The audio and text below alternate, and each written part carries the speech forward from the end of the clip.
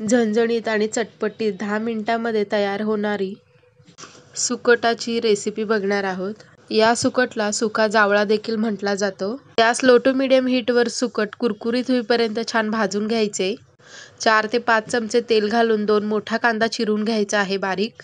कांदा तेलावर परतवून घ्यायचा आहे। तोपर्यंत इथे भाजून घेतलेली सुकट आपण स्वच्छ करून घेणार आहोत।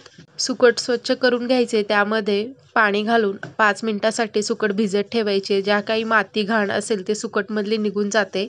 जसं काही व्हिडिओ दाखवल्याप्रमाणे तर इथे कांद्यामध्ये टोमॅटो घालून घ्यायचे, चवीनुसार मीठ घालून झाकण लावून 2 ते 3 मिनिटांसाठी वाफवून घ्यायची आहे।